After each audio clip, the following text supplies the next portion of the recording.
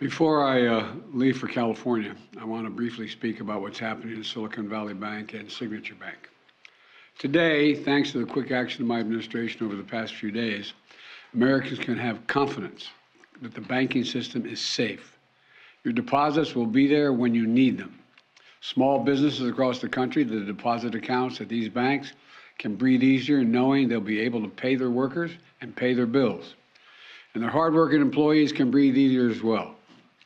Last week, when we learned of the problems of the banks and the impact they could have on jobs of small businesses and banking system overall, I instructed my team to act quickly to protect these interests. They've done that. They've done that. On Friday, the government regulator in charge, the FDIC, took control of Silicon Valley Bank's assets. And over the weekend, it took control of Signature Bank's assets. Treasury Secretary Yellen and a team of banking regulators have taken action, immediate action. And here are the highlights. First, all customers who had deposits in these banks can rest assured, rest assured they'll be protected and they'll have access to their money as of today. That includes small businesses across the country that bank there and need to make payroll, pay their bills, and stay open for business. No losses will be, and this is an important point, no losses will be borne by the taxpayers. Let me repeat that. No losses will be borne by the taxpayers. Instead, the money will come from the fees that banks pay into the Deposit Insurance Fund. Because of the actions that our regulators have already taken, every American should feel confident that their deposits will be there if and when they need them. Second, the management of these banks will be fired. If the bank is taken over by FDIC, the people running the bank should not work there anymore. Third, investors in the banks will not be protected. They knowingly took a risk, and when the risk didn't pay off, investors lose their money. That's how capitalism works. And fourth, there are important questions of how these banks got into the circumstance in the first place.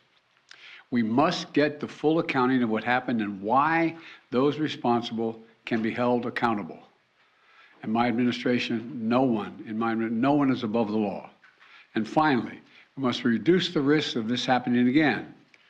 During the Obama-Biden administration, we put in place tough requirements on banks like Silicon Valley Bank and Signature Bank, including the Dodd-Frank law to make sure that the crisis we saw in 2008 would not happen again. Unfortunately, the last administration rolled back some of these requirements.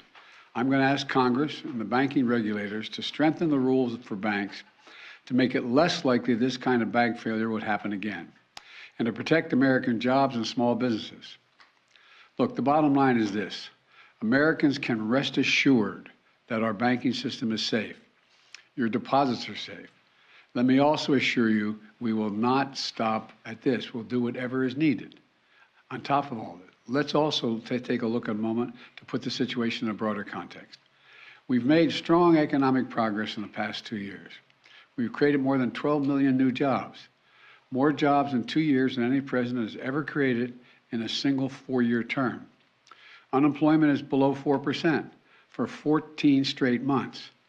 Take-home pay for workers is going up, especially for lower and middle-income workers.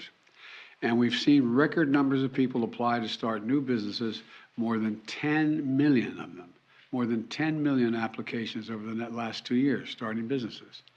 Now we need to keep this progress going. That's what swift action that my administration over the past few years is all about. Protecting depositors, protecting the banking system, protecting the economic gains we've made together for the American people.